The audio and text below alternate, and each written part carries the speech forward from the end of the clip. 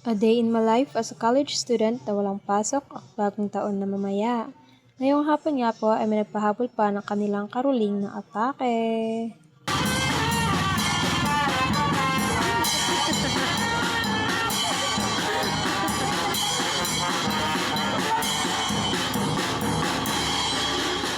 Fast forward po tayo, ako nga po pala ay naghahanap ng tig 10 centimo at nakita ako ng ate na nagvi-video.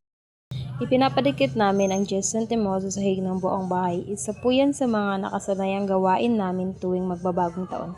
Dahil papapasok daw po yan ang swerte, sabi ng mga nakakatanda sa amin. Muntik na nga rin po kulangin ang aming nakitang centimos dahil yung iba ay hindi na makita-kita at baka ang iba ay nalunok rin. Kimi lang, bisibisihan lang pa masakit ng likod kaya ko iyoko ha. Pagkatapos ko nga doon ay nautusan ako ang magpaapoy ng kalan para sa iihawin na isda. Nilinis at hinugasan ko na rin ang paralya nito at isinalang na sa apoy para mainit na bago ilagay ang isda. Konting ayos-ayos at palo-palo lang ng uling at nilagay na nga ang isda.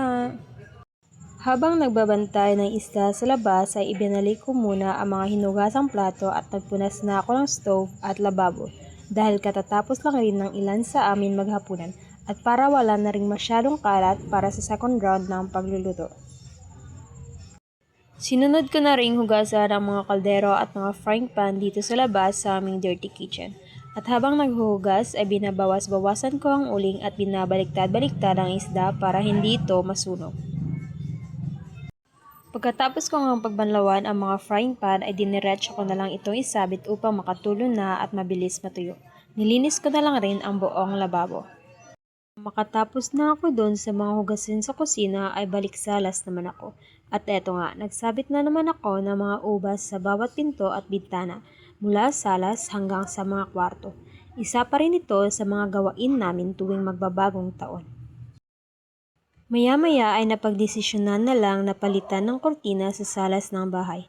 At opo, hindi pa maayos ang pagkakalagay ko ng kamera. Paumanhin na lang muna po at ayusin ko na sa susunod.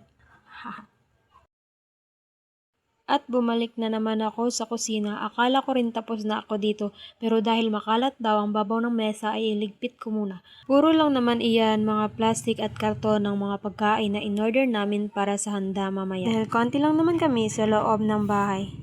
At nilalagay ko nga pala ang sauce ng spaghetti ng Jollibee sa yahong para initin.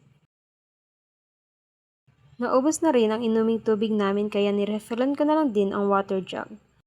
Maya-maya ay nagprito na nga ng lumpia ang pinsan ko pandagdag sa handa. At 1 minute countdown na nga, hindi ko na naisali ang ibang ganap ko dahil sa pagmamadali para lang makaabot sa oras. Happy New Year everyone!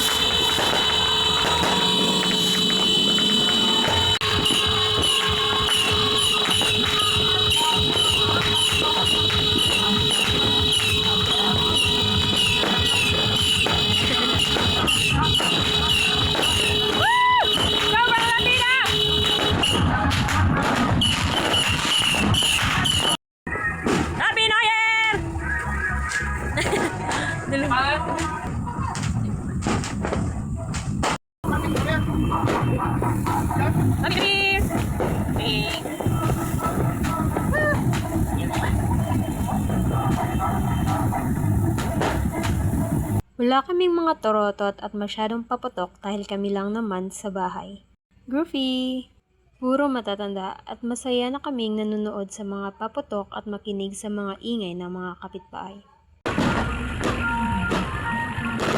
Pagkatapos ng 1 oras at mahigit na panonood sa labas ay kainan na.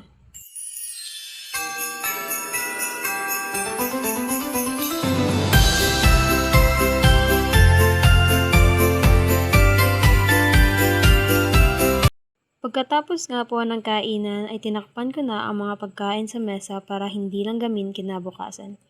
And that's it for today's video po. Di na ako nakapagbabay. Again, Happy New Year! God bless and stay safe everyone!